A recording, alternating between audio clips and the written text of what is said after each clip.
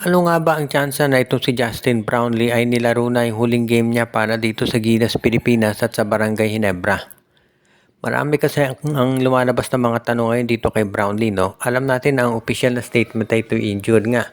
Pero may mga nagtatanong na bakit siya nakapaglaro ng Commissioner's Cup at bakit wala tayong naririnig mula mismo dito kay Brownlee. Kung ano pa man yung sitwasyon, alam natin na matagal-tagal na rin panahon na itong Barangay Ginebra ay sinasabi na ng mga fans na dapat maghanap ng pupwedeng ipalit dito kay Justin Brownlee. Dahil hindi naman ito kaya maglaro ng habang panahon, eventually ito'y kinakailangan na magretiro. Man dahil sa edad, dahil sa injury at mukhang yung panahon na yan ay dumarating na. So ngayon, kung ikaw ang Barangay Ginebra, ano ang gagawin mo dito sa ganyang klaseng sitwasyon? Alam mo naman na ito si Justin Brownlee, hindi matutularan yung naibigay niya dito sa Barangay Ginebra. Kaya nga tinatawag yan na greatest of all time na import.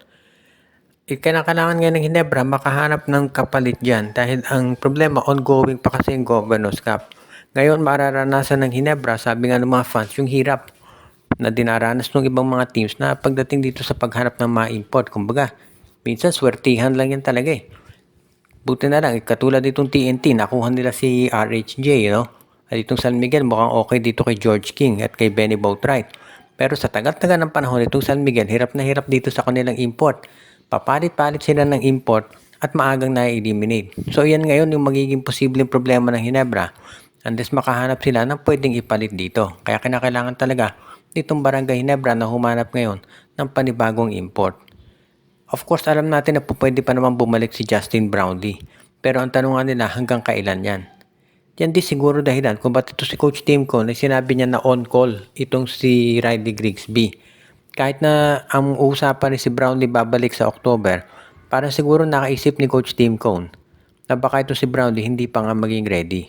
Pero ang gusto na siguro marinig ng mga fans, ito si Brownlee mismo ang magsalita. Dahil bakit nga pa si Brownlee mismo ay wala pang sinasabi tungkol dito sa nangyayari sa kanya. At maski na rin, para bang walang official statement na nanggagaling dito kay Justin Brownlee. Parang yan ang sinasabi ngayon dito mga fans, bakit ganyan daw yung sitwasyon dito kay JB. So iyan yung sitwasyon ngayon dito na tinitignan ng marami kung ano ba talaga ang posibleng maging mangyari dito sa lineup nitong Barangay Ginebra.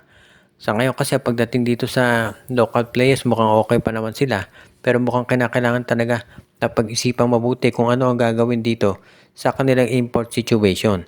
Dahil mahirap naman talaga na intayin mo na dumating to sa punto na talaga mukhang hindi na kaya ni Brownlee. Pagdating naman dito sa iba pang mga movements na Barangay Ginebra, sa ngayon medyo nananahimik pa, no? Dahil parang ang konsentrasyon ng Ginebra, of course, si Coach Tim Cone dito sa Gilas. At pangalawa naman, gusto nilang ma-check muna kung ano ba ang magagawa nito si Justin Brownlee, kung tatagal pa ba sila o kung kailangan na maghanap ng bago.